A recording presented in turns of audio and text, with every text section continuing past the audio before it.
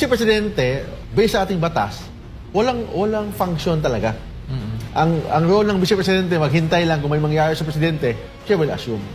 But may budget pa rin ang Office of the Vice President. But wala talagang significant function ang Vice Presidente. Kung hindi, pag walang Presidente, siya ang papalit. Yun yan, under the Constitution. Okay? But of course, if you're the Vice President, pwede ka ma-appoint as cabinet member, pwede ka bigyan ng mga special work sa ating Presidente. Yun ang normal na function ng isang Vice Presidente. Narinig nyo yan mga tanga? Sa susunod na magtanong kayo na ano ang nagawa ng Vice President, play nyo lang tong video kung gusto nyong humanap ng mga nagawa. Hanapin nyo sa nakaupong Presidente, hindi sa Vice President. Napag-uusapan na lang din naman ang nagawa.